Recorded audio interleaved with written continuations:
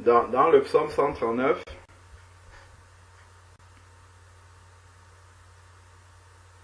si on prend à partir du verset 13,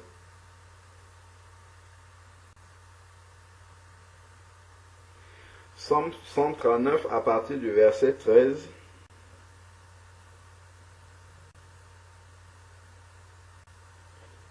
il est écrit, c'est toi qui as formé mes reins, qui m'as tenu caché dans le sein de ma mère. Je te célèbre, car je suis une créature merveilleuse. Je te célèbre, car je suis une créature merveilleuse. Dans ma Bible, ils ont fait un petit renvoi en bas pour mieux expliquer. C'est sur le mot merveilleux en fait. C'est écrit en bas dans ma Bible littéralement. Donc, ils ont fait une traduction mot à mot de merveilleuse. Et c'est la traduction mot à mot, c'est j'ai été rendu. Ça, on peut même noter. Je vais souligner ça. J'ai été rendu terriblement merveilleux. C'est ça la traduction du texte à l'origine même. Si on traduit mot à mot ce mot-là, c'est j'ai été rendu terriblement merveilleux. Et pour ça, nous célébrons Dieu, car tes œuvres sont des merveilles. Pourquoi? Parce que nous sommes une œuvre de Dieu. Donc, les œuvres de Dieu sont des merveilles. Et nous en sommes une. Si nous allons dans Genèse, chapitre 1 déjà, on va voir que Dieu a créé l'homme à partir d'une... si nous prenons Genèse chapitre 1, verset 26, donc Dieu était en train de créer l'univers, le monde, et au verset 26, Dieu dit, faisons l'homme à notre image. Donc l'homme est une créature de Dieu. Je vais poursuivre encore. Il dit, Dieu dit, faisons l'homme à notre image, selon notre ressemblance, pour qu'il domine sur les poissons de la mer, sur les oiseaux du ciel, sur le bétail, sur toute la terre et sur tous les reptiles qui rampent. Maintenant, il y a le mot-clé. C'est écrit, Dieu créa l'homme. Donc nous sommes une créature de Dieu. Dieu créa l'homme à son image. Il le créa à l'image de Dieu. Homme et femme, il les créa. Donc Dieu nous a créés. Et il est écrit ici que les créatures, les œuvres de Dieu sont merveilleuses. Donc nous étant créatures de Dieu, nous sommes également merveilleux.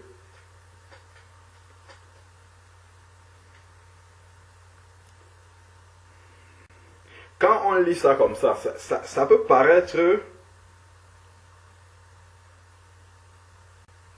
Ça peut paraître, comment dire, bon, nous sommes des créatures merveilleuses, ça n'implique rien du tout, ainsi de suite. Mais il y a une profondeur dans ce que nous sommes en train de lire là. Mon âme le reconnaît bien. Bon, déjà ce qui m'avait amené initialement dans ce passage-là, je vais vous dire d'abord ça. Mais l'Esprit de Dieu est en train de m'amener beaucoup plus loin que ce que je voulais dire. En fait, c'est que quand nous nous cachons derrière nos caméras, nous sommes des créatures merveilleuses. Il faut présenter la créature de Dieu. Il faut faire voir la créature de Dieu à vos frères et à vos sœurs pour qu'ils glorifient Dieu en vous voyant. Parce que vous êtes des créatures merveilleuses de Dieu. Ça, c'est ce que je voulais dire au départ. Mais l'Esprit de Dieu est en train de me pousser à poursuivre un peu plus loin que ça. Donc, quand on se cache derrière la caméra, on cache la créature merveilleuse de Dieu. Bien sûr, si on est assis devant la caméra, si on est en train de faire autre chose, c'est normal qu'on coupe. Donc, gardons un doigt ici. Chapitre, verset 14 là. On va un peu rester là-dessus. Il y a d'abord un premier aspect qui vient. Je te célèbre de ce que je suis une créature merveilleuse. Tes œuvres sont merveilleuses. Allons dans le livre de Matthieu. Matthieu, chapitre 5.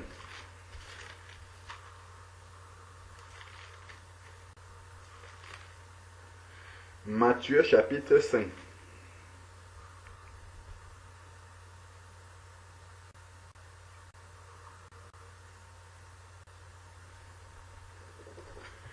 Matthieu chapitre 5,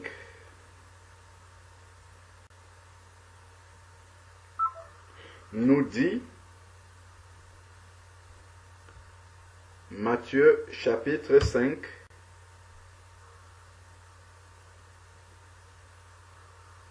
à partir du verset 21 jusqu'au verset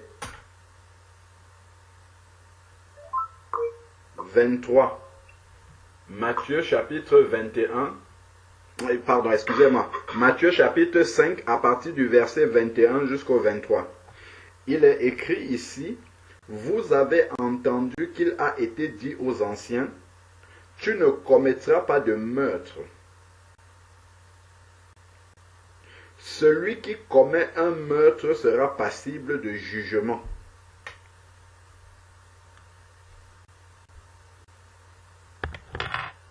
Donc ça, c'est ce qui a été dit aux anciens. Mais moi, je vous dis, quiconque se met en colère contre son frère sera passible de jugement. Si on se met en colère contre notre frère, nous sommes passibles de jugement. Donc, faisons attention à la colère. C'est une œuvre de la chair. Parce que le Seigneur dit que cette œuvre de la chair-là peut nous amener vers le jugement. Or, nous savons que Dieu ne veut pas juger ses enfants. Il a dit qu'il ne le fera pas.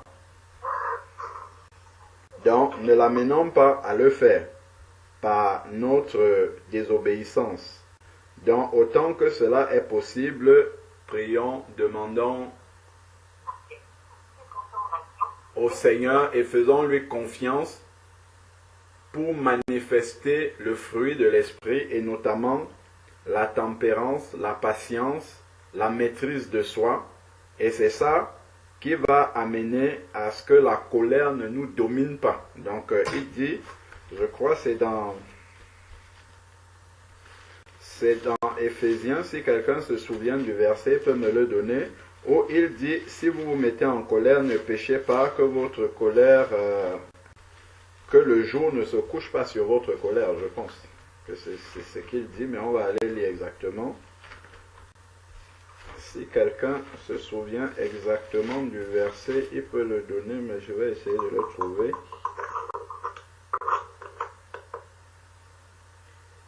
Alors, donc, c'est dans Éphésiens chapitre 4, verset 26.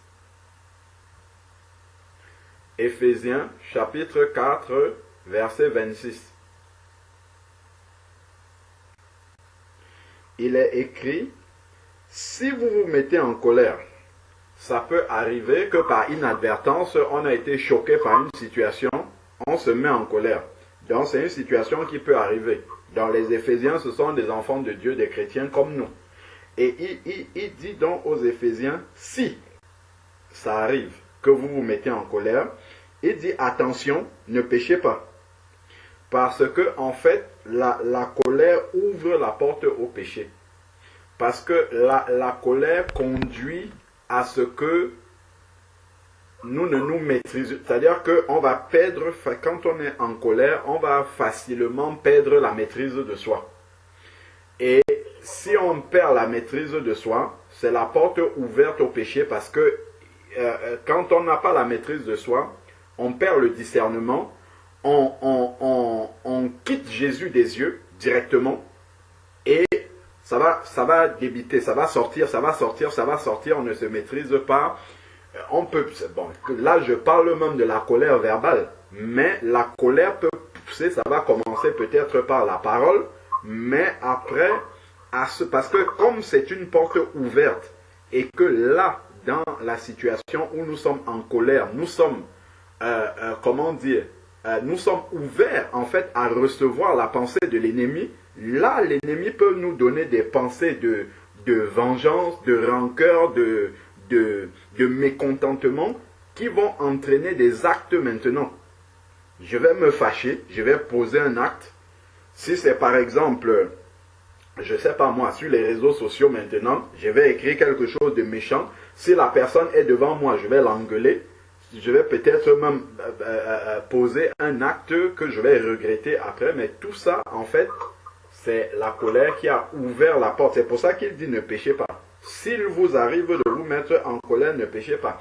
Donc, sachons déjà par là que la colère est une porte ouverte au péché parce que une fois qu'on est en colère, il devient très, très, très, très difficile de manifester le fruit de l'esprit, sinon même impossible. Donc, comment est-ce qu'on peut faire? Si on est en colère, la meilleure chose à faire déjà, c'est de ne pas parler. On va revenir dans Éphésiens chapitre 4. La Bible s'explique par elle-même. Allons dans Jacques. Jacques chapitre 1, je crois, verset 26, si je ne me trompe pas. Jacques chapitre 1. Jacques, c'est à côté d'Apocalypse. En remontant, on va avoir Pierre, et on va avoir déjà des épîtres de Jean, on va avoir Pierre, et après, il va avoir Jacques. Donc, Jacques, chapitre 1,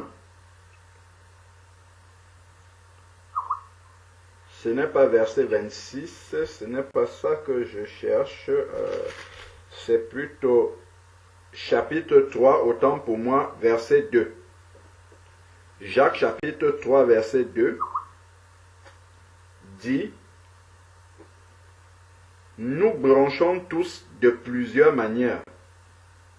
Brancher, c'est, voilà, essayer de manifester quelque chose. Mais il dit, si quelqu'un ne branche pas en parole, s'il ne branche pas en parole, c'est un homme parfait. Dans la parole, dans la maîtrise de la parole, en fait, dans le contrôle de la parole qui peut sortir, il y a la perfection qui est attachée à cela. Donc, si on arrive à rechercher la manifestation vraiment de maîtriser la parole, et ça, le Seigneur nous a donné le Saint-Esprit, il y a beaucoup de portes qui seraient fermées à l'ennemi des gens. Beaucoup, énormément. Regardez simplement dans un couple. Beaucoup de problèmes vont venir à cause de la parole. À cause de la parole. Dans des relations entre frères et sœurs, beaucoup de choses vont aller de travers à cause de quoi? De la parole. À cause de ce qu'on a dit. Parfois, il vaut mieux ne pas dire. Parce que justement, en fait, les paroles, il dit, si quelqu'un ne bronche pas en parole, c'est un homme parfait, capable de tenir.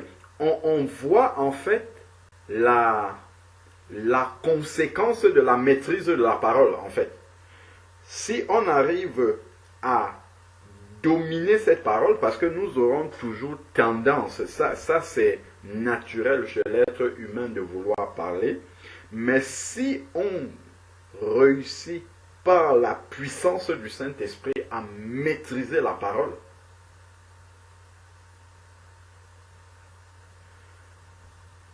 on devient, déjà c'est écrit parfait, capable de tenir tout son corps en bride.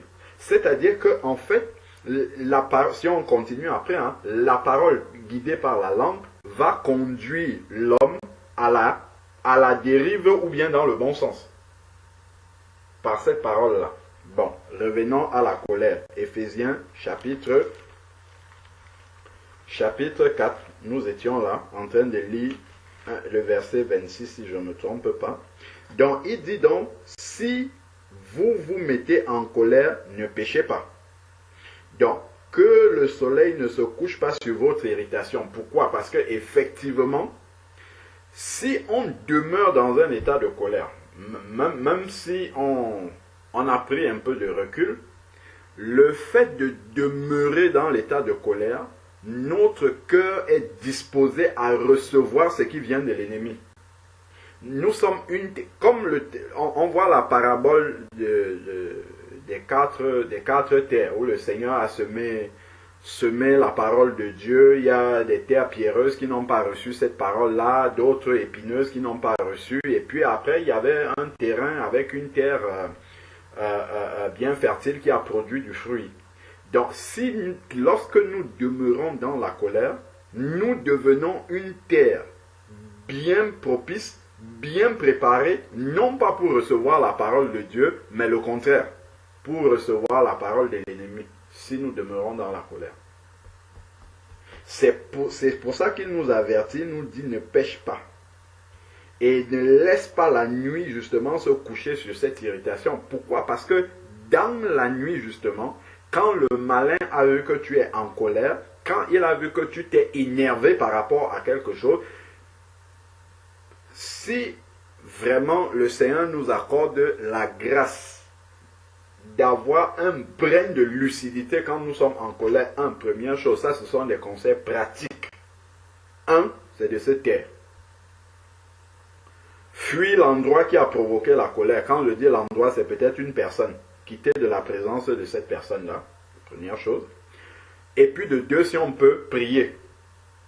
Une fois qu'on est calmé, il faut prier tout de suite. Pourquoi? Parce que c'est là. C'est sûr et certain que l'ennemi va venir. Quand la Bible nous dit que le diable rôde autour de nous et cherche qui il va dévorer, c'est de cette manière-là. Ce n'est pas que quelqu'un avec les cornes sur la tête rôde autour de nous. Non. Quand nous voyons dans Job chapitre 1, où les fils de Dieu sont réunis et que le diable vient aussi parmi les fils de Dieu et Dieu lui demande où étais-tu? Il dit j'étais parcourir la terre et m'y promener. C'est-à-dire que il était sur la terre pour nous observer. D'ailleurs, le Seigneur lui demande, as-tu vu mon serviteur Job? Donc, il nous observe, il vient. Lorsque nous sommes centrés sur le Seigneur, nous sommes en train de prier. Ce n'est pas le moment de nous déranger. Il va chercher d'autres personnes. Et s'il tombe, en général, il va le faire, lorsqu'il voit que le terrain de la colère est là, le terrain du mécontentement est là, le terrain du ressentiment même est en train de se créer, le diable ne loupe pas ce rendez-vous-là. Il est persévérant dans ce genre de choses-là. Il est là, il est présent, il est au rendez-vous et il sait que c'est le bon moment. Pourquoi? Parce qu'on a perdu le centre. Centré sur Christ. La colère nous a fait perdre le centre. On a quitté Christ des yeux. Là, à ce moment, le malin sait que c'est le bon moment pour envoyer les mauvaises pensées. Ah, mais pourquoi? Vas-y, fais ça. Il t'a fait ça aussi. Mais comment? N'accepte pas, ainsi de suite. Et puis, hop, on les sortir. Et comme nous sommes des enfants de Dieu, c'est ça qui est triste, hein? Comme nous sommes des enfants de Dieu, une fois que tout ça sera parti, quand on va s'asseoir à l'Esprit de Dieu, c'est là que l'Esprit de Dieu maintenant, nous allons écouter sa voix. Pourtant, il parlait quand on était en colère. Mais les oreilles étaient bouchées. Mais par contre, bouchées au Saint-Esprit, mais ouvertes à l'ennemi. On recevait, on prenait ce que l'ennemi nous donnait. Et si on ne fait pas attention, pendant que... C'est pour ça que je dis qu'il faut prier. Quand on est en colère ou juste après, il faut prier. Parce que tout ce qu'on a reçu de l'ennemi pendant ce moment-là, même si on n'a pas agi, ça produit une semence en nous. Ça laisse une semence en nous. Et cette semence-là va grandir petit à petit et vous la verrez se manifester un jour vis-à-vis de la personne contre laquelle vous êtes en colère.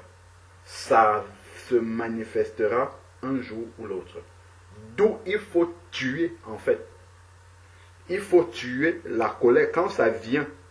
Toutes les semences là, il faut tuer ça dans l'œuf, comme on dit, avant que cela ne produise des rejetons en nous. Ces rejetons là, la Bible appelle ça l'amertume en fait. C'est ce que ça fait à l'intérieur de notre âme. Ça dépose des semences dans notre âme. Et ces semences-là, c'est ça qui produit l'amertume. Et l'amertume s'installe. On devient amer, en fait. Quand on nous parle de tel frère, de telle sœur, on est amer par rapport à ce frère, par rapport à cette sœur, par rapport à cette situation. Parce que même une situation peut nous mettre en colère. On est amer par rapport à ça. Parce qu'on a laissé les rejetons de la colère construire des choses dans cette nouvelle dans cette autant pour moi dans cette créature merveilleuse de Dieu que nous sommes. N'oublions pas d'où nous sommes partis. Nous sommes partis sur le fait que nous sommes une créature merveilleuse de Dieu. Donc une mauvaise semence maintenant comme celle-là, de l'amertume, des mauvaises paroles, de la colère. Tout cela, quand ça vient dans la créature merveilleuse de Dieu que nous sommes, comme nous sommes partis du psaume 139, est-ce qu'on peut encore dire que nous sommes une créature merveilleuse de Dieu? Nous sommes nous-mêmes en train de ternir cette créature initialement merveilleuse que Dieu a créée. Parce que ce qu'il faudrait, c'est que à la fois l'extérieur, qui est la création de Dieu, soit correct, mais que l'intérieur surtout,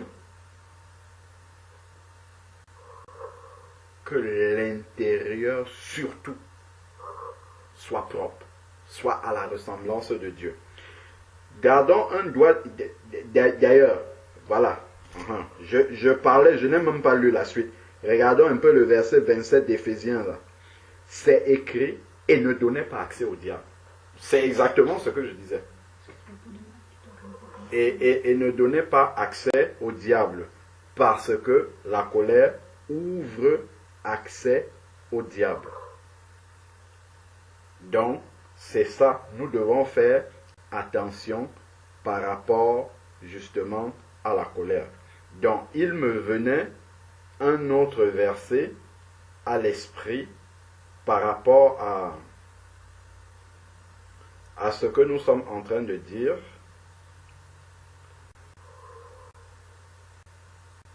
Et ce verset-là,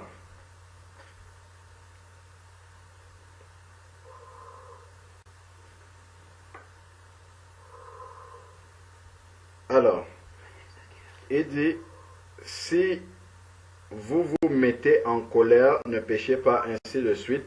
Donc, alors,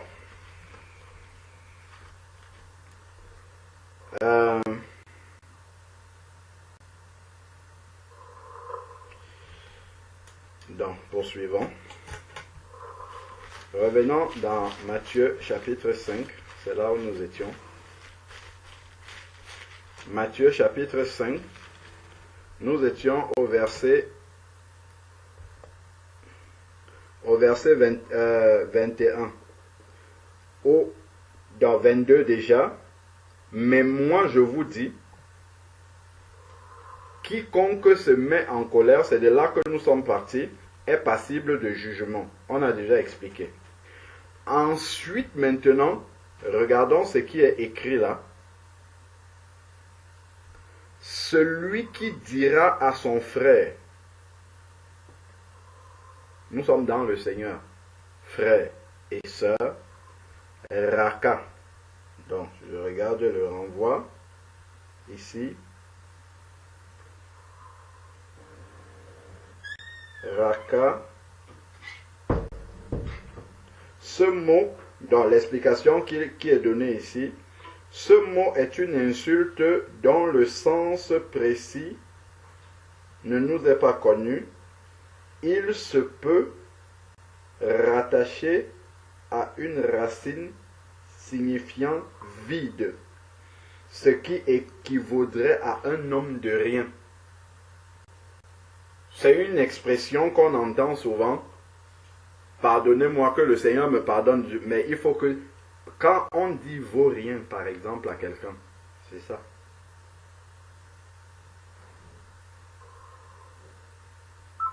C'est des expressions qui ne doivent pas sortir de notre bouche.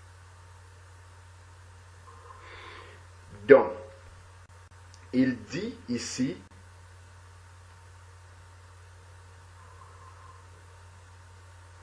est-ce que nous avons vu ce qui conduit quelqu'un à pouvoir sortir Raka de sa bouche? La colère, le mécontentement, l'amertume.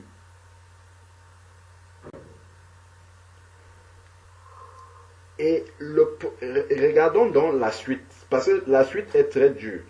Et Raka, il dit, sera justifiable devant le Sanhédrin, qui était un tribunal religieux pour appliquer la loi. On voit bien dans Lévitique et tout ça, comment la loi disait, si quelqu'un a fait ça, il est passible de mort. Si celui-ci a fait ça, il est ainsi de suite. Donc, c'était pour appliquer cette loi-là.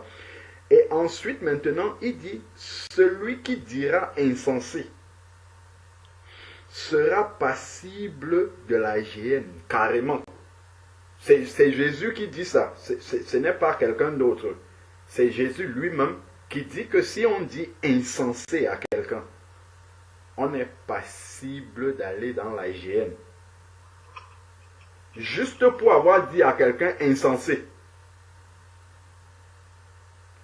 Combien justement nous devons mesurer les paroles que nous pouvons adresser à notre prochain. Parce que ces paroles-là peuvent nous condamner et peuvent semer la mort dans cette personne-là. En fait, ici, regardons bien ce qui est là. Pourquoi le Seigneur est aussi dur quand il parle de sera passible de la géhenne? Celui qui dira à son frère, ici là on parle du peuple de Dieu, hein. C'est pour ça qu'on parle de frère, ici là. On parle du peuple de Dieu, qui dit à son frère insensé.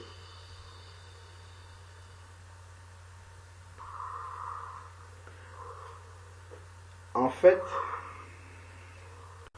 si tu dis cela à ton frère, si nous revenons dans le psaume 139, là, par lequel nous avions commencé.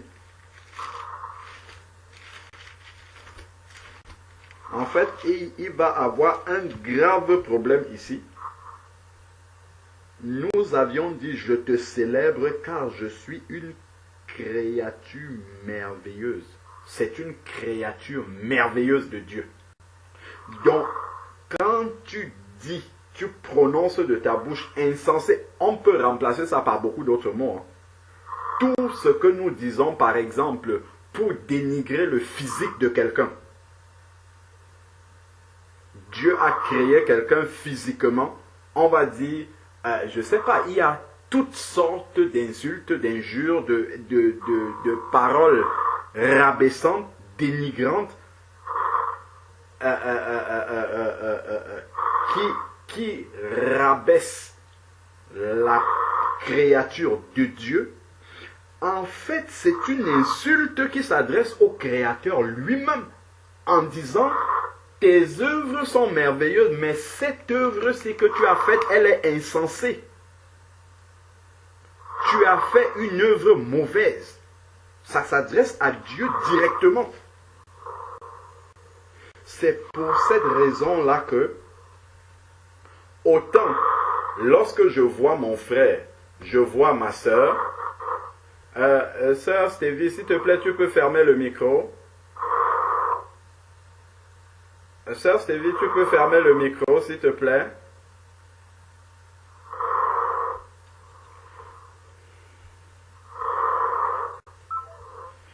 Donc, c'est une parole lorsque nous rabaissons comme ça la créature de Dieu, créature merveilleuse du Seigneur, c'est au Créateur même que nous sommes en train de dire qu'il a raté cette pièce-là.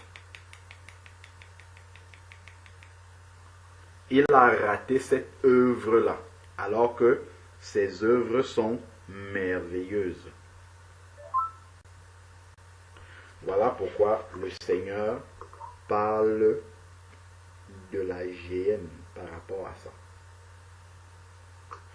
D'où nous devons faire très attention à toute parole que nous pouvons prononcer contre une créature de Dieu, directement s'adressant à quelqu'un.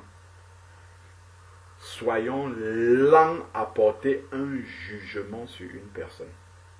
Soyons très très lents par rapport à ça.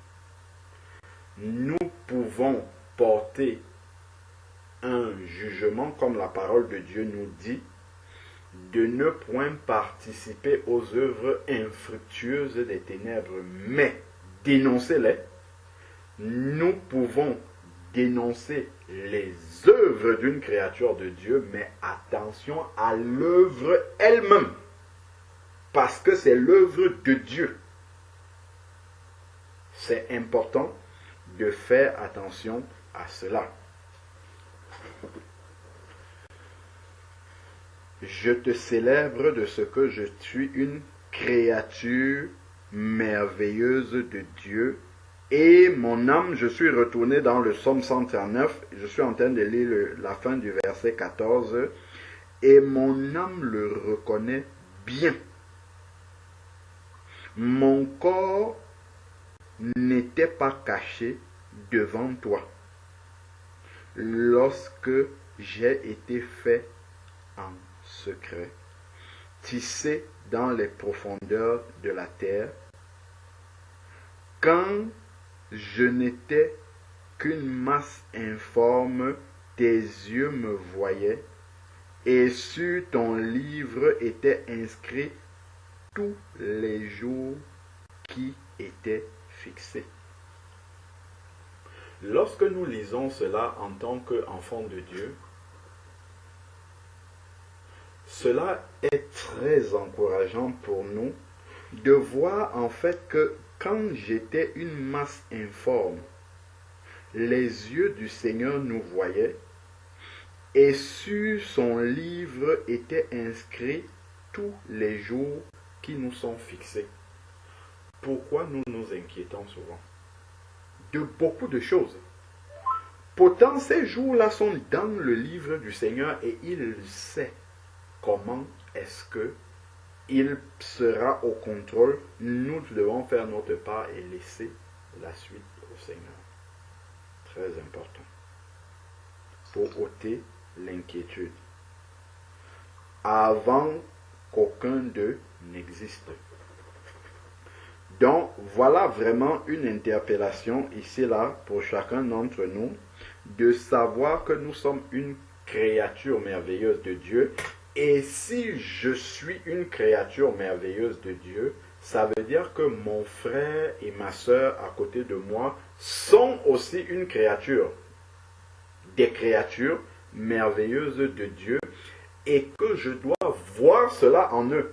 Je dois voir l'œuvre merveilleuse de Dieu dans mon frère, dans ma soeur. Ça, c'est la première chose. C'est un encouragement. Ça doit être un encouragement pour moi. Mon frère, si Dieu a amené Ève qui était la première communion fraternelle, enfin la deuxième après Dieu. Bon, sauf que Dieu, on ne le voit pas. Donc la première communion fraternelle vraiment physique comme ça, c'est que quand Dieu a créé Adam, il a vu qu'il était seul. Il lui faut une aide qui soit son vis-à-vis. On voit ça seulement, enfin on voit ça généralement en termes de mariage seulement, mais c'est aussi en termes de communion fraternelle, physique. C'est une personne qui avait, parce que Adam voyait la création de Dieu qui était merveilleuse, il se voyait peut-être merveilleux aussi, mais de voir en face de lui une autre créature semblable à lui qui soit aussi merveilleuse. Et d'ailleurs, quand Adam a vu sa femme, il a dit, celle-ci, c'est l'os de mes os, la chair de ma chair, on l'appellera femme. Il a reconnu en fait la merveille de la créature de Dieu. Et c'est ça que je dois voir dans mon frère. C'est ça que, en fait, c'est quelque chose que j'oublie facilement.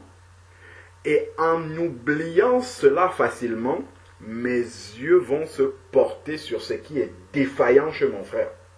Sur ce qui est encore à corriger chez lui. C'est-à-dire que je ne dis pas qu'il ne faut pas voir ce qu'il y a à corriger. Il faut le lui dire pour l'aider. Mais en fait, il faut que je considère d'abord la mesure, la proportion de chaque chose. C'est-à-dire que Dieu a fait de lui une créature merveilleuse. Dieu l'a fait à son image. Pourquoi ? Parce qu'il a été racheté du péché. Nous savons bien que Adam a été fait à l'image de Dieu, mais le péché a déformé cette image-là, et le Seigneur Jésus est venu recréer cette image-là. C'est pour ça qu'on parle de la nouvelle création. Éphésiens le dit, la manière dont nous avons été recréés en Christ, la nouvelle naissance. C'est dit dans Éphésiens chapitre 4 là toujours. Parce que le péché est venu ternir cette ressemblance de Dieu-là. Et Christ, qui est sans péché justement, est venu restaurer la ressemblance de Dieu en chacun d'entre nous. D'où justement une grande admiration doit se poser sur quelqu'un qui est né de nouveau. Quand on nous dit que celui-là, celle-là, est né de nouveau, c'est quelque chose qui doit nous inspirer une profonde joie d'abord de voir quelqu'un que Dieu a restauré, dans laquelle Dieu a restauré l'image qui était en premier, l'a ramené à l'image de Dieu en fait, de la création.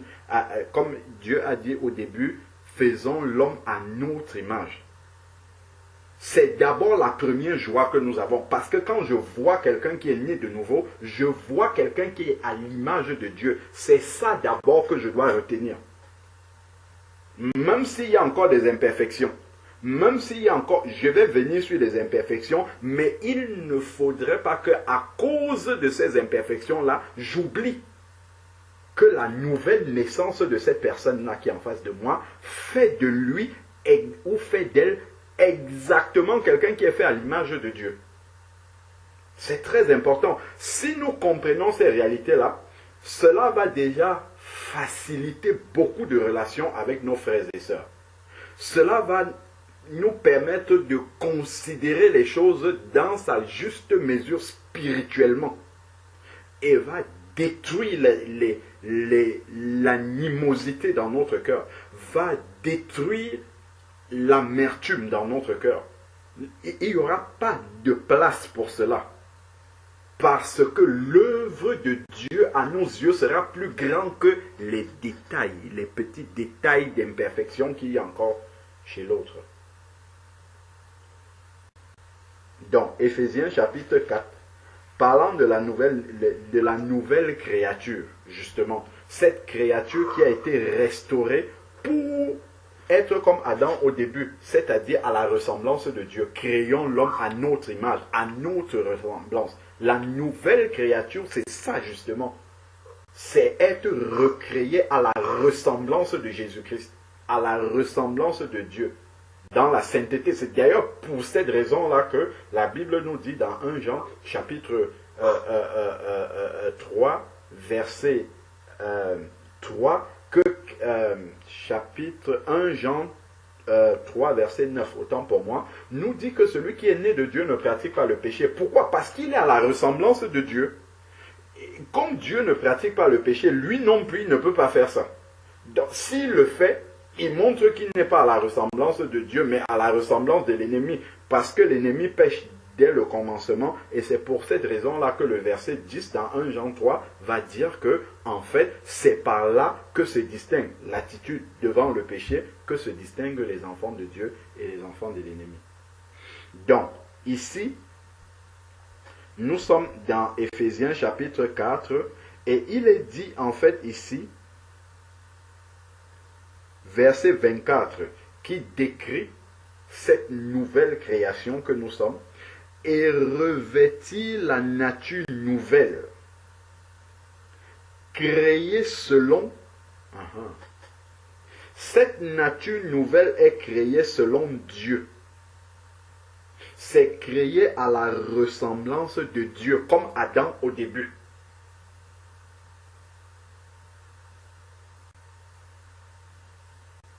Donc si je dis insensé à mon frère, c'est la nouvelle créature là, c'est ça, c'est à cette nouvelle créature que je suis en train de dire ça. Hein. Cette créature qui est à la ressemblance de Dieu, c'est à elle que je dis ça. Dans une justice et une sainteté que produit la vérité. Ça, ce sont des attributs de Dieu, ça, la justice, la sainteté. Et il y a ça dans la nouvelle créature. Donc, je suis une créature merveilleuse de Dieu. Voilà tout ce que nous considérons là-dedans, dans cette nouvelle créature-là, révolutionne notre rapport à nous-mêmes, la manière dont nous nous considérons, la manière dont nous devons marcher pour refléter cette créature merveilleuse que nous sommes. Parce que si dans mon cœur, il y a la rancœur, là, je vais me poser la question, suis-je réellement une créature merveilleuse de Dieu? Si dans mon cœur, il y a le manque de pardon, je vais me demander, mais suis-je réellement une créature merveilleuse de Dieu alors que Dieu pardonne? C'est écrit dans 1 Jean chapitre 1 verset 9, il est fidèle et juste pour nous les pardonner. Si nous confessons nos fautes, il est fidèle et juste pour nous les pardonner. Dieu pardonne sans limite. Mais moi, si je retiens le pardon, suis-je à la ressemblance de Dieu? Suis-je réellement cette créature merveilleuse de Dieu?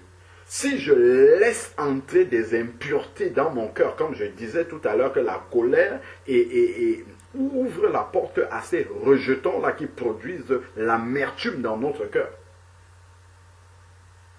Si je laisse tout cela prendre racine dans mon cœur, suis-je une créature merveilleuse de Dieu? Est-ce que mon cœur est un terrain propice encore à la parole du Seigneur? Regardons la parabole des 4 terrains. Quand le Seigneur dit que dans tel terrain, il y a des pierres, des ronces, dans l'autre, il y a ceci qui étouffe la parole de Dieu. L'amertume va étouffer la parole de Dieu. Je ne pourrais pas avoir un cœur bien disposé pour recevoir cette parole-là, pour vivre cette parole-là, pour exprimer cette parole-là, pour que l'autre à côté de moi sente que cette parole-là est vie en moi. Je ne pourrais pas manifester tout cela, malheureusement, parce que l'amertume, l'état du cœur va étouffer cette parole-là. Comme les mauvaises herbes peuvent étouffer justement la bonne semence. Donc tout à l'heure je disais, la créature merveilleuse de Dieu l'est extérieurement, mais la richesse, la beauté de cette créature-là vient de l'intérieur. C'est l'intérieur qui dégage, qui déploie vraiment la beauté extérieure de la créature. Mais si l'intérieur est mauvais, ce qui est certain, c'est que ce qu'on va exprimer déjà de notre bouche, c'est de l'abondance du cœur que la bouche parle. La bouche exprime ce qu'il y a dans le cœur. Donc si le cœur n'est pas gardé plus que autre chose, la bouche va exprimer ce qui est mauvais. Si on n'a pas taillé, trié, enlevé, tamisé ce qui reste dans le cœur, ben la bouche va sortir des méchancetés. C'est comme ça que la Bible appelle ça, qui sont dans le cœur.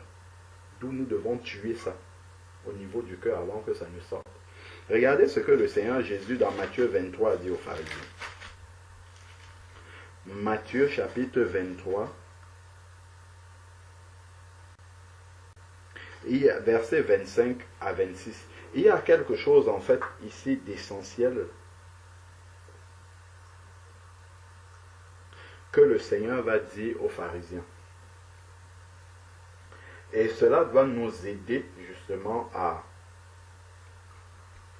considérer davantage la parole de Dieu. Il dit,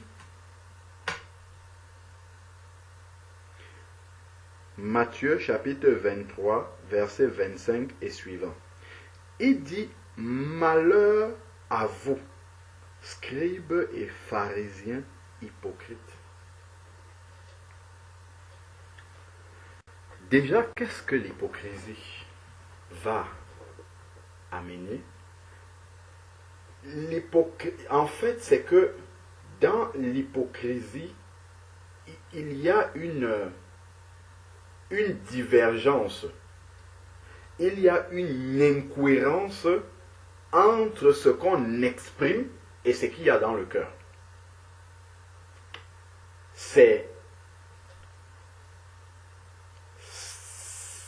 Ça va comme ça.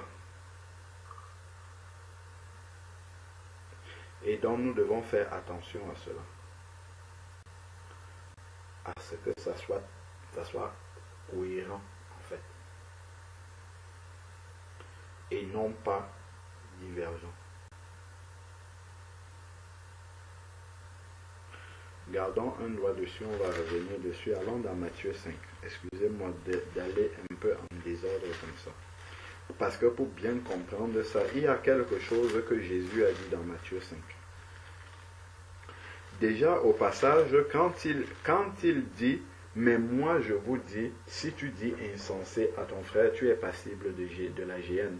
Moïse avait dit, si tu commets le meurtre, ainsi de suite. Mais pour arriver à se maîtriser et à ne pas dire insensé à son frère, le Seigneur nous demande ça parce qu'il nous a donné son esprit. Et que son esprit est fait pour nous garder justement dans la volonté du Seigneur. Si nous l'écoutons et si nous le laissons faire. Mais il ne va pas nous forcer.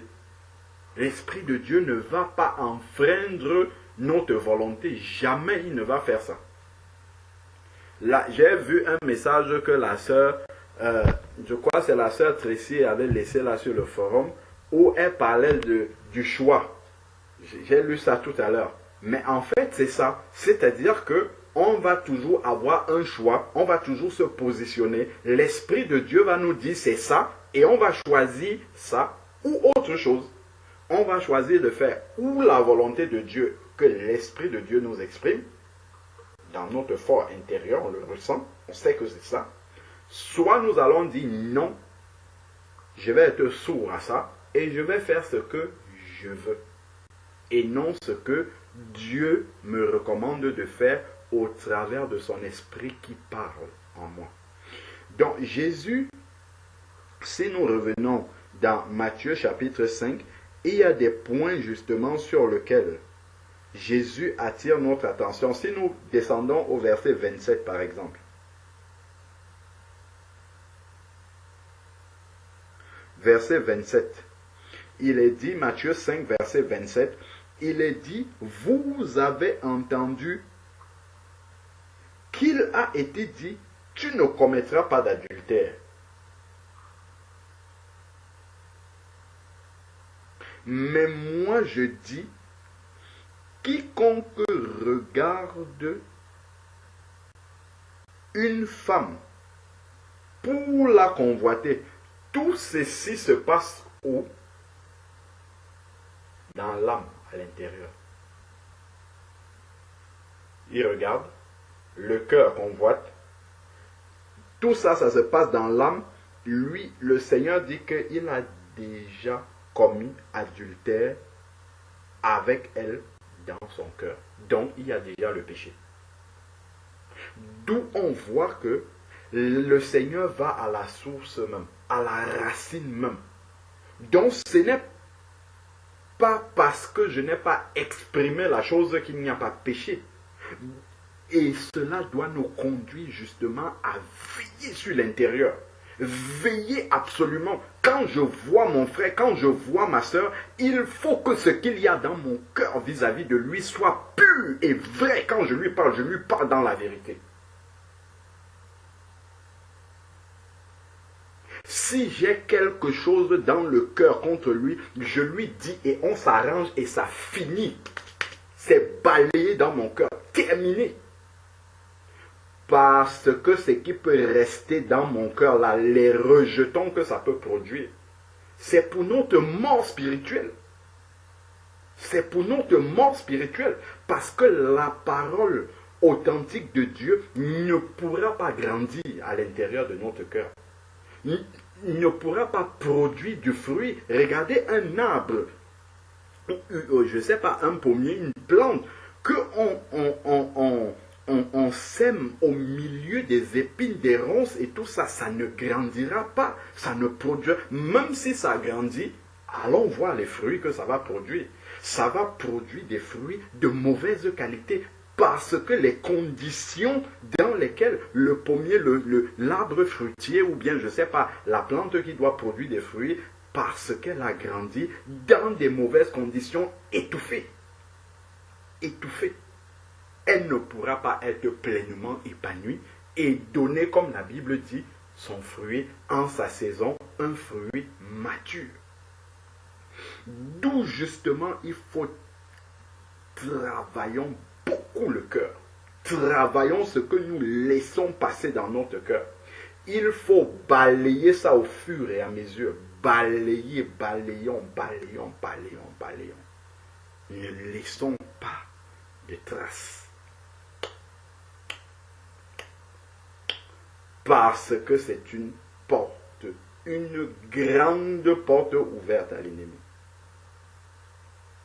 Les rejetons qui peuvent rester dans notre cœur. Et le Seigneur, c'est là, il dit qu'il a déjà commis adultère dans son cœur. C'est là que le Seigneur va trouver le péché déjà, dans le cœur là. C'est à l'intérieur là qu'il pointe le péché déjà. Et donc là, nous devons faire attention par rapport à cela. Nous pouvons murmurer en parole. Nous pouvons murmurer dans notre cœur sans rien dire. Mais Dieu... Nous avons lu dans le psaume que les yeux du Seigneur étaient partout. Il nous voyait déjà, non? Dans le psaume 139, on a lu ça à la fin. Donc ça veut dire que quand je suis en train de murmurer dans mon cœur parce que je suis mécontent, parce que le Seigneur voit tout cela, il dit...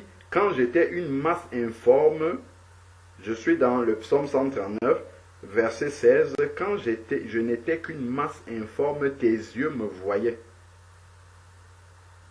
Et sur ton livre était inscrit, donc le Seigneur, le verset 15 dit, mon corps n'était pas caché devant toi lorsque j'étais fait en secret. Donc en fait le Seigneur voit tout.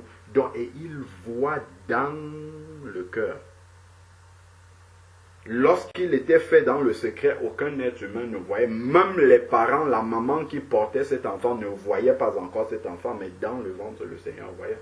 Donc, il voit dans notre cœur. Donc, voilà, revenons dans Matthieu chapitre 23. On a vu d'où part la racine. Et maintenant, ce que le Seigneur dit aux pharisiens ici, Matthieu chapitre 23, verset 25, il dit, malheur à vous, scribes et pharisiens hypocrites. On a exprimé l'incohérence entre ce qu'on exprime et ce que le cœur pense réellement. Ensuite, maintenant, il dit, parce que vous purifiez le dehors de la coupe et du plat, alors qu'en dedans, ils sont pleins de rapines et d'intempérance et d'impatience. Vous purifiez le dehors de la coupe. Ah, mon frère, ah, ma soeur, comment tu vas? À l'intérieur, qu'est-ce que je pense de mon frère là quand je lui dis ça? Qu'est-ce que je ressens vraiment de ma soeur quand je lui dis ça? Est-ce que je lui dis ça parce que c'est un langage habituel dans ma bouche? Est-ce que c'est un langage parce que c'est une coutume de dire ça? Ou est-ce que réellement dans mon cœur, je suis dans la joie de voir une créature merveilleuse de Dieu qui est devant moi?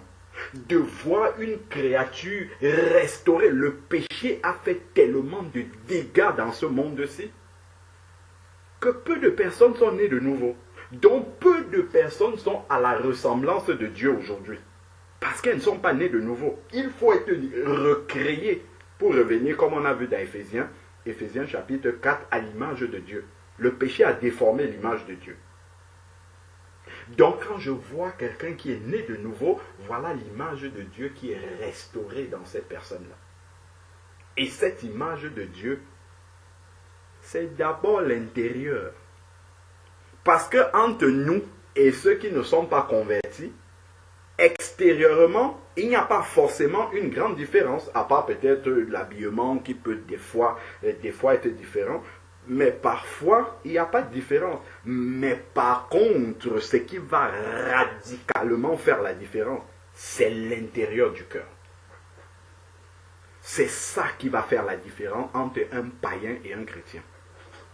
Il y a des choses qui pourront rester des années, des gangrènes d'amertume qui pourront rester, des manques de pardon, de toutes ces choses-là pourront rester dans le cœur de quelqu'un qui ne connaît pas Dieu. Mais la créature merveilleuse de Dieu va veiller chaque jour à balayer son cœur. Balayer, quand je dis ma sœur, quand je dis ma sœur chérie, en plus quand je rajoute ça, qu'est-ce que ça veut dire pour moi? Ça signifie quoi pour moi? Est-ce que dans le tréfonds de mon cœur, cette parole-là, cette expression-là, est-ce que ça a tout son poids dans mon cœur? Au point où je peux me mettre à la place de mon frère, à la place de ma soeur, et de me demander, si j'étais dans cette situation-là, qu'est-ce que j'aurais aimé qu'on me fasse? C'est ça que je vais faire, mon frère. C'est ça que je vais faire, ma soeur. Matthieu, chapitre 7, verset 12. Tout ce que vous voulez que l'on fasse pour vous, faites-le de même.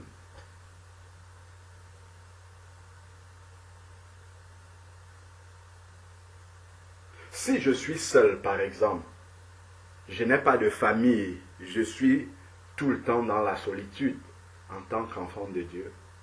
Ce que j'aimerais que l'on me fasse, c'est que l'on me rende visite pour que j'ai la communion fraternelle parfois avec des créatures merveilleuses de Dieu, avec des personnes en qui je vois l'image du Dieu vivant restaurée. Je ne vais pas rester dans la solitude, enfin, je ne vais pas aimer rester dans la solitude. Je vais aimer la compagnie de ces personnes-là. Dans ce cas, qu'est-ce que je vais faire?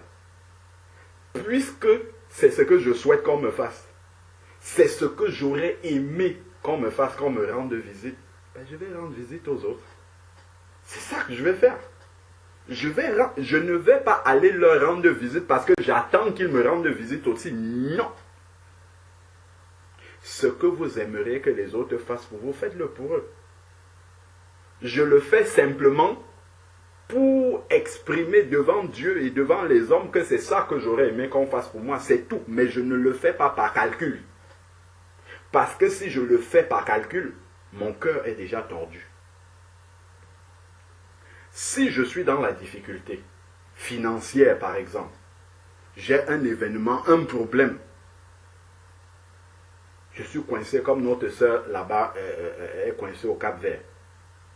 J'aurais aimé que des gens me viennent en aide. Ça, c'est ce que j'aurais aimé. C'est ce que j'aurais souhaité. Donc, qu'est-ce que je fais? Mais je viens en aide à celui qui en a besoin. C'est ça que je vais faire. Parce que je me mets dans sa situation. Qu'est-ce que j'aurais, si j'étais dans la situation là, qu'est-ce que j'aurais aimé qu'on me fasse? C'est qu'on m'aide. Donc, je vais aider la personne. C'est très simple. En fait, c'est comme cela que l'on grandit vraiment et que l'on commence à manifester réellement la nature de Christ. Parce que Christ, quand il nous voit, il n'a pas besoin d'être sauvé. Il est tout. Mais quand il nous voit, nous, pauvres pécheurs, quand nous n'étions pas encore convertis, il dit cela. Si moi j'étais à leur place, qu'est-ce que j'aurais aimé qu'on me fasse? C'est qu'on me sauve pour l'éternité. Il est descendu pour nous sauver. Il s'est mis à notre place, à la place de l'homme. Il te dit, moi en tant qu'homme perdu sur le chemin de l'enfer, qu'est-ce que j'aurais aimé qu'on me fasse? C'est qu'on m'enlève de ce chemin-là, que je n'aille plus sur le chemin large. Et il est descendu, il a dit, ben, c'est ça que je vais faire pour l'homme. Et c'est cela qu'il nous enseigne aussi.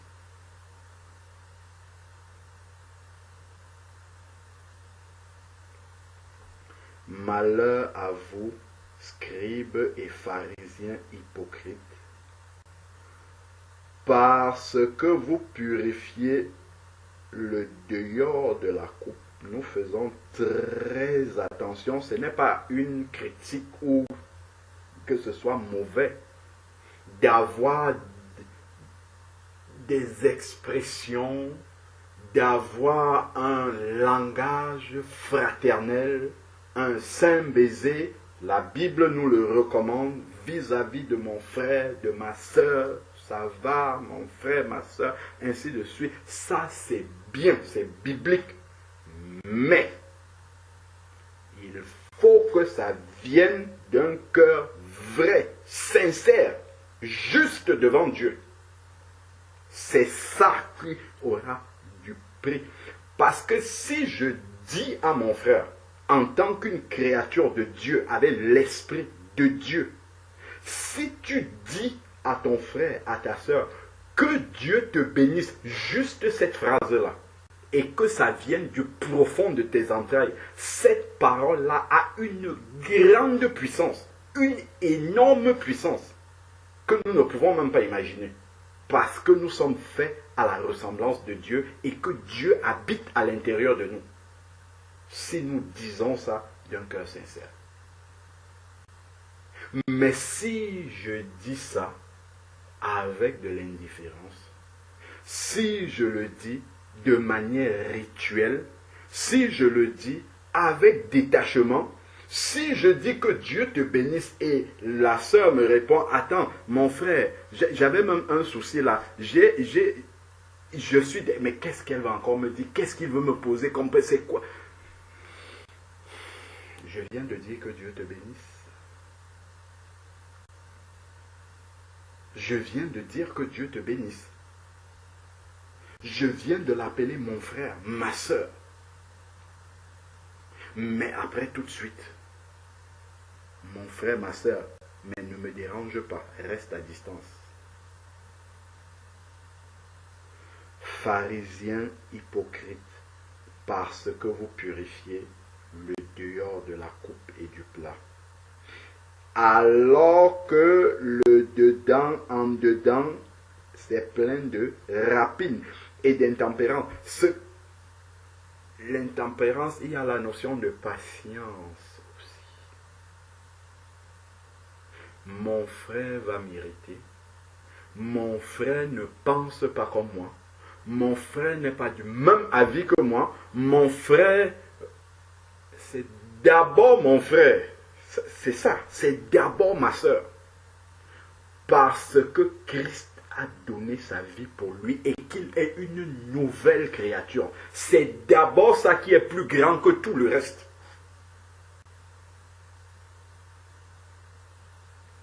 Considérez chaque chose à sa juste mesure. Et après, la suite viendra. Parce que nous continuons l'intempérance. La tempérance, qui est le contraire de l'intempérance, c'est quelqu'un qui apaise. C'est quelqu'un qui pose. C'est quelqu'un qui ramène le calme. C'est quelqu'un qui est posé. C'est pas celui qui va taper, bousculer. Non, c'est quelqu'un qui va aller doucement, mesurer, pondérer, poser. C'est ça un enfant de Dieu. Celui qui va considérer l'autre, qui va faire attention pour que l'autre ne chute pas, à cause de sa position, à cause de la manière dont il considère les choses. Celui qui va faire attention à l'autre, celui qui va considérer que l'autre peut être fragile. Ça, c'est important, la tempérance, patient, ça va venir avec la patience. En fait, celui qui est tempérant, forcément sera patient. Parce que pour être tempérant, ce n'est pas que tout sera calme autour de toi. C'est que quand il y a la tempête autour de toi, tu restes posé. Tu restes calme. Tu fais confiance au Seigneur en ramenant les choses. Allons-y doucement. Posons-nous. Ce n'est pas la guerre. Le Seigneur est là. On va y arriver. Allons-y doucement. Ne nous affolons pas. Il n'y a pas le feu. Allons-y doucement. Tempérance. Et il dit donc que à l'extérieur, on peut montrer que, mais dans le cœur, il y a l'intempérance. Donc il y a cette impatience-là. Il y a non, ce n'est pas comme ça. Sans la considération de l'autre. Donc, et regardons donc la conclusion de ça. Enfin, la conclusion, l'implication d'être comme ça. D'avoir l'extérieur qui est propre, qui est bien éduqué, qui est fraternel, qui est, comment dire, qui est vraiment, comment dire, selon la volonté de Dieu extérieurement. Et par contre, à l'intérieur, il y a l'intempérance et les rapines. Qu'est-ce qu'il dit? Il dit pharisien aveugle. Ça révèle notre cécité spirituelle. Ça révèle que nous ne voyons pas comme Dieu voit. Nous pouvons penser que dans toutes ces formules de politesse, c'est très très bien. Dans toute cette expression extérieure de la fraternité, Dieu est emballé et trompé par cela. Non! Si le cœur n'est pas cohérent avec ce que les paroles disent, si le cœur n'est pas cohérent avec ce que nous montrons à l'extérieur, Dieu n'est pas d'accord. Il nous appelle aveugles. Parce que nous nous trompons sur nous-mêmes. Nous ne voyons pas. Nous avons besoin, comme le frère priait tout à l'heure, que le Seigneur nous mette du collier dans les yeux pour que nous voyions comme il voit. Il dit ça à l'église de Laodicée dans Apocalypse chapitre 3. Pour que nous considérions comme Dieu considère aussi. Il dit aveugle. Comme tu es aveugle, en fait, tu as pensé que si j'ai purifié l'extérieur, quelle que soit la manière dont l'intérieur est, c'est bon. Comme les frères et sœurs voient que ça va, je suis fraternel, je suis, voilà, je monte. Non, c'est très bien, mais Dieu voit le cœur. Ça vient de quel cœur? C'est quelle motivation que tu as à l'intérieur de toi déjà pour le manifester? Quelle est la racine? La racine à l'intérieur. C'est la racine de l'intérieur qui fait la beauté de la nouvelle création. Parce que si la racine est bonne, l'extérieur, l'expression naturelle de la beauté de la nouvelle créature sera là aussi. Mais la créature ne peut pas être belle et merveilleuse si elle ne l'est que de l'extérieur. Pas du tout. Elle doit d'abord être de l'intérieur. Pas l'intérieur seulement. Je ne peux pas dire, ma sœur, je t'aime beaucoup, mais dans mon cœur, je ne vais pas te le montrer du tout. Mais je vais dire, je t'aime dans mon cœur. Ça, ce n'est pas vrai. Parce que ce qui est vrai dans le cœur, on va lire dans les versets d'après, vont me pousser à manifester des choses à l'extérieur. Si je t'aime et que je pense à toi et que je prie pour toi, je vais t'envoyer un message de temps en temps. Ça va de soi en fait.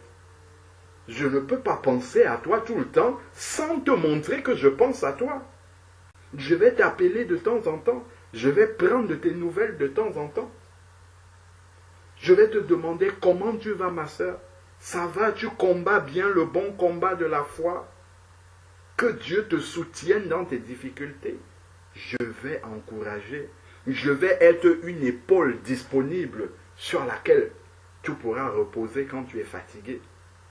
Parce que moi aussi, c'est ce que j'aimerais qu'on fasse pour moi si je suis faible aussi. C'est qu'il y ait une épaule sur laquelle je puisse me poser également pour me soutenir. L'intérieur d'abord. Et ensuite, il faut montrer ça à l'extérieur. Il faut manifester ça par des gestes. Parce que la parole ne suffit pas. On peut construire des étages, des gratte-ciel avec la bouche. Mais les actes concrets que nous posons, que nous devons poser, doivent accompagner la parole. Si je dis je t'aime, mais Dieu prouve son amour en ce qu'il a donné, Romains 5, verset 8. Son fils, il prouve son amour. Ma soeur chérie, d'accord, c'est très bien, mais après le chéri là, pratiquement, qu'est-ce qu'il y a derrière?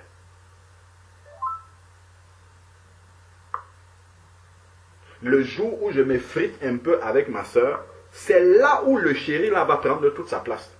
Même dans un couple. C'est là où, si le chéri là était placé à sa vraie place, on va voir si le chéri là va sauter et ça va devenir juste ma soeur, il n'y aura plus chéri après, ou si le chéri va demeurer. Il faut que le chéri là soit éprouvé. Le chéri qui vient après la soeur. Les frères disent moins ça, mais il n'en demeure pas moins. Si le chéri là n'est pas éprouvé, ça peut être un mot creux qui sonne vide. Il faut que ça soit éprouvé et souvent ça va arriver que cela soit éprouvé pour voir si réellement on pèse ce qu'il y a dans ce mot-là, cette expression-là qu'on a rajoutée, qu'on a mis là. C'est très beau à entendre. Mais est-ce que mon cœur est sur la même longueur d'onde que ma bouche qui dit ma soeur chérie?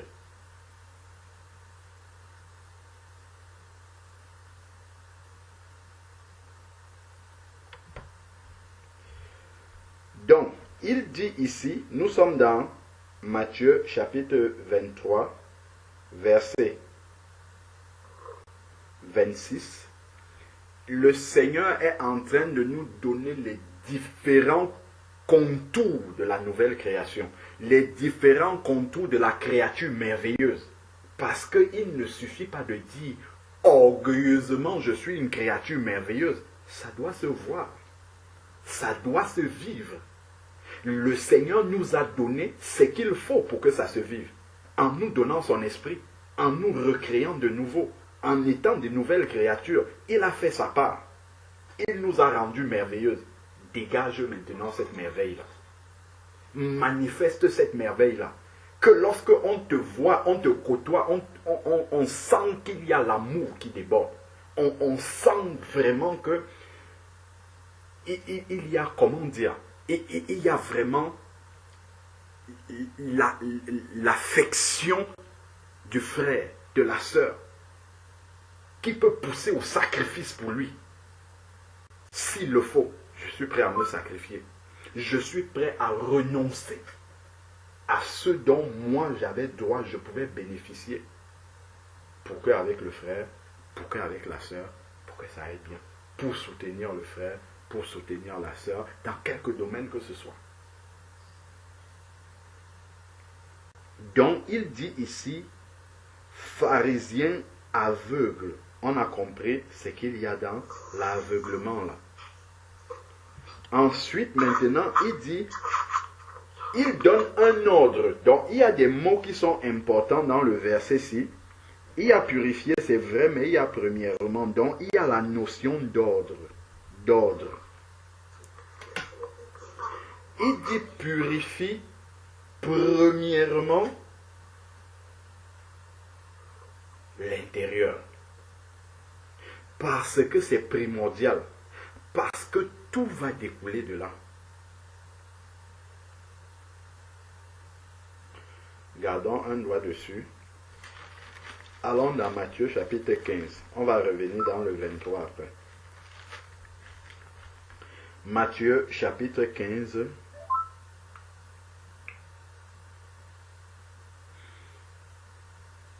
Matthieu chapitre 15. Si nous prenons à partir du verset 15, Matthieu 15, 15, il est dit, Pierre prit la parole et lui dit, explique-nous cette parabole. Et Jésus leur dit, vous aussi, êtes-vous sans intelligence? Ne saisissez-vous pas que tout ce qui entre dans la bouche va dans le ventre puis jeté à l'écart? Mais ce qui sort de la bouche provient du cœur. D'où le cœur doit être gardé pour que ce qui sort de la bouche ne soit pas pour la mort, mais pour la vie. Que la bouche sème la vie et non la mort. Continuons maintenant. Il dit, ce qui sort de la bouche provient du cœur et ce qui sort de la bouche provient du cœur et c'est ce qui rend l'homme impur. L'homme peut être impur par l'expression de sa bouche, parce que ça vient de l'intérieur. Et il dit, car c'est du cœur que viennent les mauvaises pensées. C'est l'intérieur que Jésus demande de nettoyer là. Voilà pourquoi il le dit. Il faut nettoyer l'intérieur, parce que c'est de là que viennent les mauvaises pensées. C'est le siège des mauvaises pensées. C'est le siège des meurtres. Tu vas dire, ah, moi je n'ai jamais tué et je crois que je ne tuerai jamais. Nous avons lu ce que Jésus a dit. Revenons encore dans Matthieu 5. On va revenir dans Matthieu 15 après. Quand il dit c'est de là que viennent les meurtres, on va dire, moi je n'ai jamais pris le couteau, le fusil ou quoi que ce soit pour tuer quelqu'un. Regardons attentivement ce que nous avons déjà lu, mais revenons dessus. Attentivement ce que nous avons lu tout à l'heure dans Matthieu 5. Le début au verset 21, il avait dit, vous avez entendu qu'il a été dit aux anciens, tu ne commettras point de meurtre, mais celui qui commet un meurtre est passible de jugement. Mais moi je dis, quiconque se met en colère. Donc tu te mets en colère, tu dis insensé, raca, une mauvaise parole à ton frère. En fait, tu es un meurtrier. Je suis un meurtrier. Parce que ma parole peut tuer. Ma parole est une arme de destruction massive. Lisons Jacques chapitre 3. La parole, c'est une arme de destruction. On nous dit que la langue est capable d'embraser. C'est comme une petite flamme, mais qui peut embraser toute la forêt. Donc, c'est une arme de mort. Mais Dieu veut qu'on l'utilise pour la vie. pour semer la vie, semer la paix et non semer la mort. Donc ensuite, ici, là, il est dit, nous étions dans Matthieu chapitre 15, revenons là, Matthieu chapitre 15, là où le Seigneur explique que c'est du cœur là que viennent tout cela.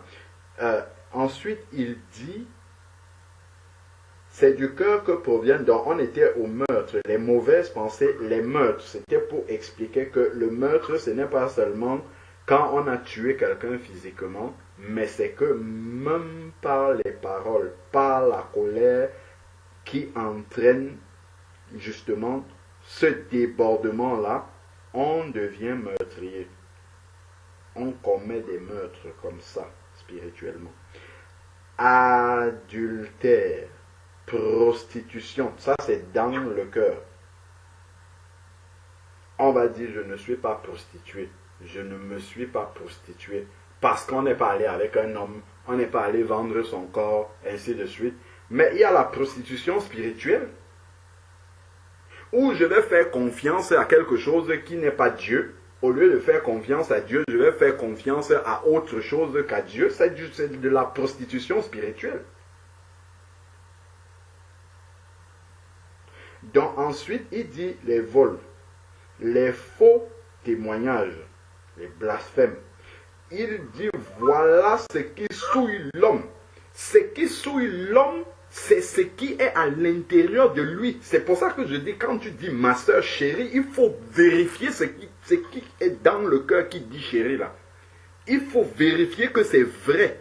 Parce que si ce n'est pas vrai, en fait, extérieurement, tu peux paraître bien, mais le cœur, tu es souillé parce que c'est ce qui souille l'homme, la pensée mauvaise qui est dans le cœur. Et si on dit autre chose extérieurement, ça rajoute l'hypocrisie.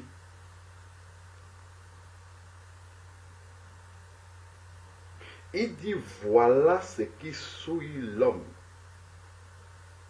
Dans toutes les paroles qui sèment la mort, c'est quelque chose qui nous souille. N'oublions pas que nous sommes partis de la nouvelle créature, la créature merveilleuse de Dieu que je suis. Si la créature merveilleuse de Dieu devient souillée, est-elle encore mais si merveilleuse que ça? De merveilleuse qu'elle était lorsque Dieu l'a créée, et la Bible nous dit que et Dieu vit que cela était très bon. Dieu, tout ce qu'il a créé avant l'homme, il disait que, on nous dit Dieu vit que cela était bon. Mais quand il a créé l'homme à sa ressemblance, il a dit que cela est très bon. On a rajouté le très avant. Pour nous montrer vraiment que l'homme, Dieu était content. Dieu était heureux dans son cœur de s'être, puisque Dieu est invisible, de s'être rendu visible au travers de l'homme.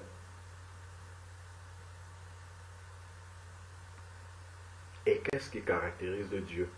La sainteté, l'amour. Comment Dieu peut se rendre visible? Et en se rendant visible au travers de nous, il n'y a pas l'amour.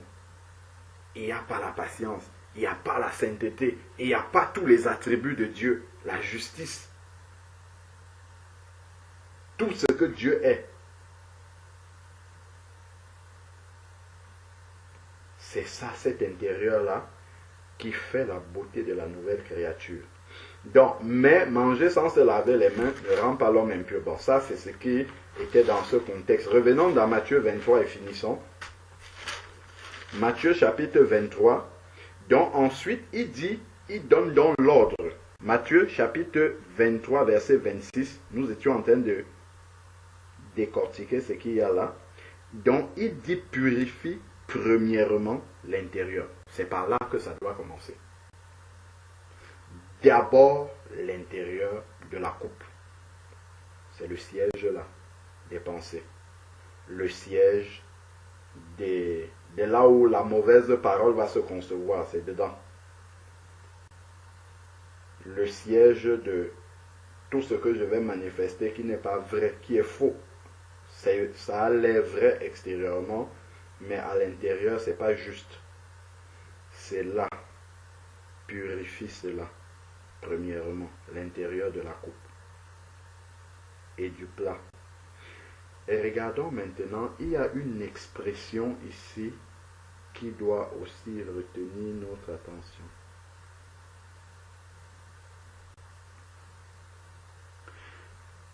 Est-ce qu'on a vu ce qui est écrit? Il dit afin que l'extérieur aussi devienne pur. Il y a des expressions là-dessus qui retiennent mon attention. C'est le afin que et le devienne pur. L'extérieur n'est pas pur naturellement. Si on essaye de rendre pur l'extérieur nous-mêmes comme ça, il y aura de l'hypocrisie en fait. Même dans les manières chrétiennes, tout ce qui est vite fait là, dans la bienséance chrétienne, si cela ne part pas de l'intérieur, il y aura l'hypocrisie.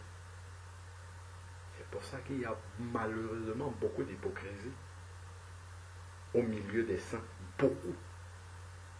Parce qu'on n'a pas compris ce verset-ci, ou on ne l'a pas considéré réellement. Il est dit ici, afin que, dans le but que, cela va entraîner que l'extérieur va devenir propre. C'est l'intérieur qui va rendre propre l'extérieur. L'extérieur sera naturellement propre parce que l'intérieur est bon. Si je t'aime dans mon cœur, naturellement, quand je vais te voir, j'aurai la joie, je n'aurai pas le visage attaché par rapport à toi.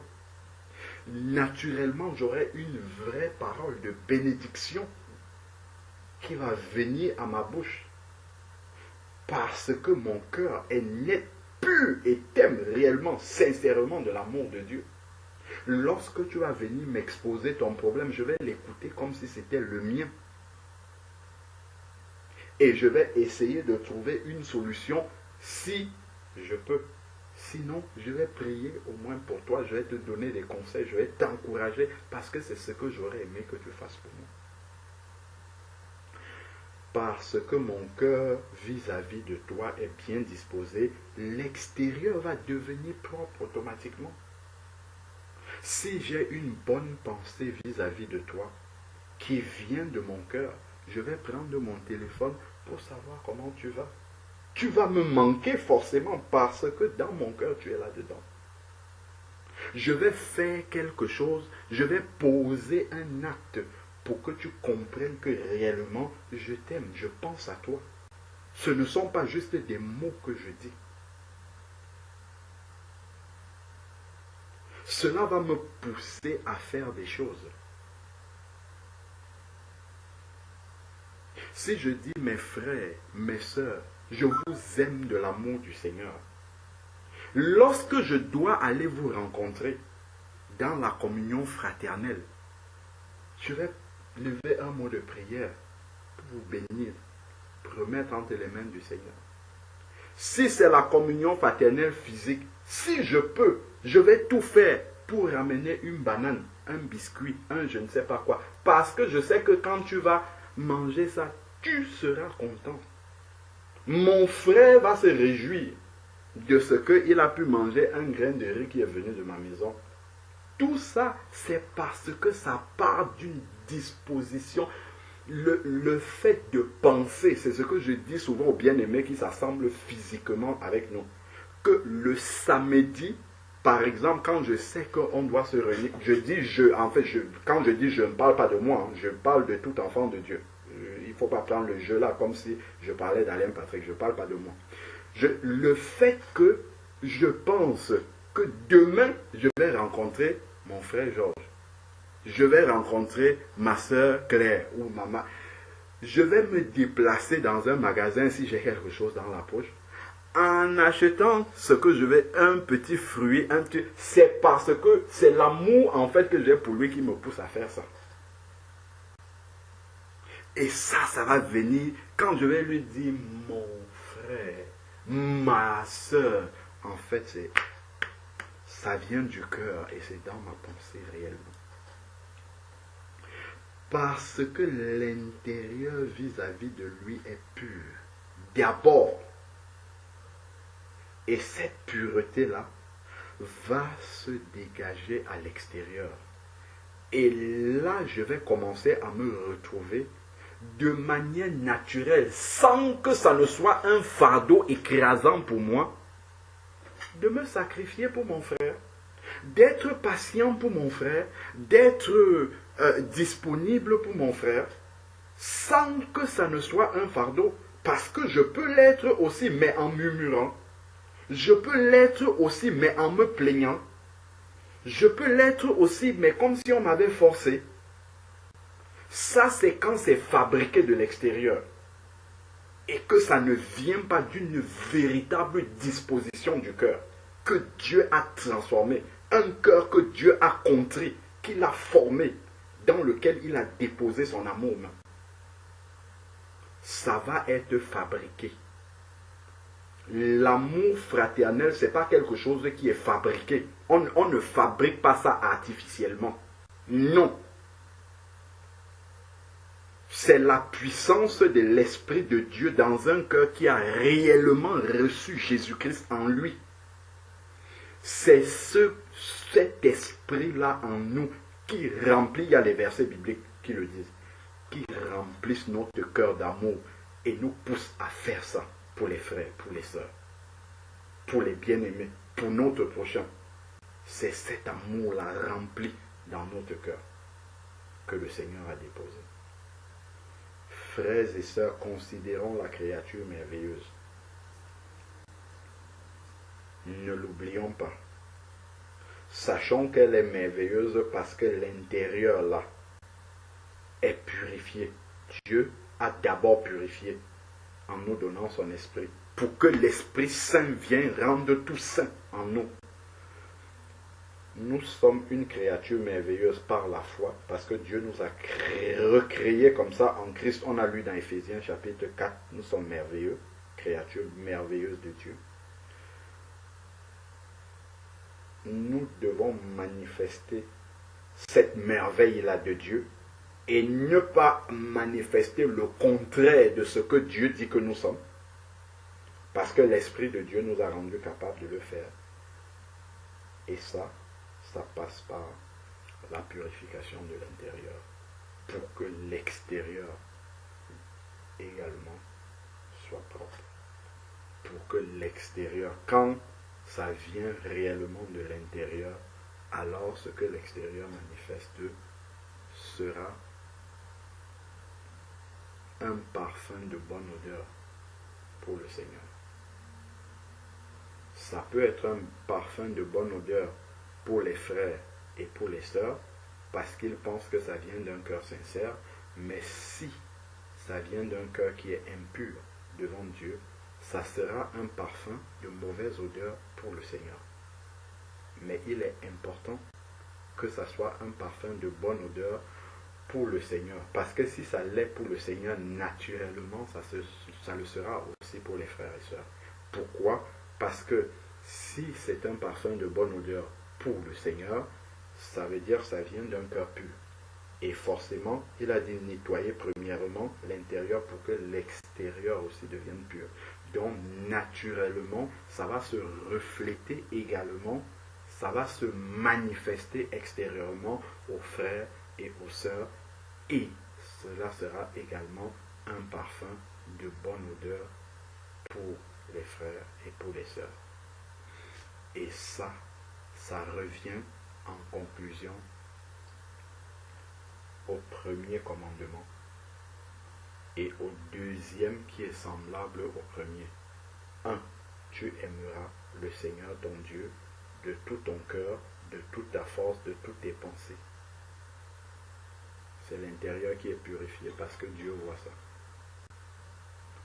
Le deuxième commandement qui est semblable au premier, tu aimeras ton prochain comme toi-même. Ça, c'est ceci, s'adresse aux frères et aux sœurs.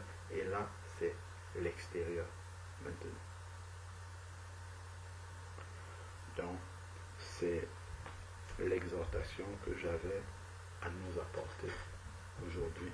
Que Dieu nous bénisse et qu'il nous aide à marcher de cette manière. On va prier.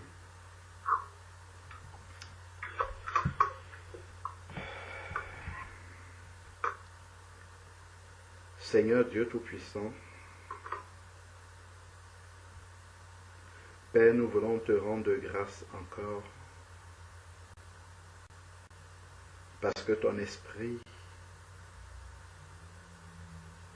sonde les profondeurs de nos cœurs, Seigneur Père.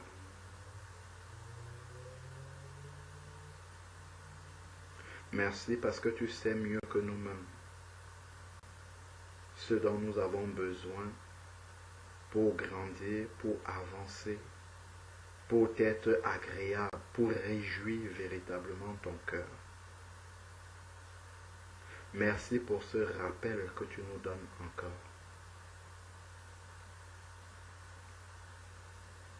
Sur la pureté que notre cœur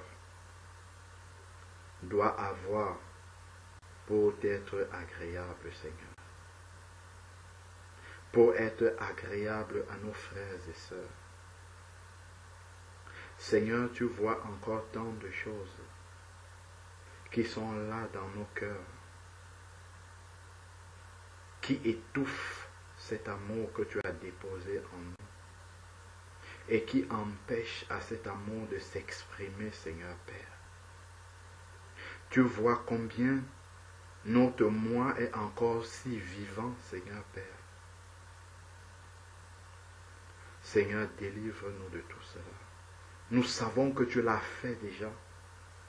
Mais donne-nous, Seigneur Père, d'avoir la foi sur l'œuvre merveilleuse que tu as accomplie en chacun d'entre nous, afin que nous puissions y marcher et voir cela être manifeste pratiquement, Seigneur Dieu. Père, regarde notre incrédulité par rapport à tout cela, à ce que tu as fait. Père, viens à notre secours et aide-nous à être purs de cœur, Seigneur Père. À avoir des paroles vraies, des paroles profondes, des paroles sincères. Seigneur Dieu Tout-Puissant, nous avons besoin de toi, Seigneur.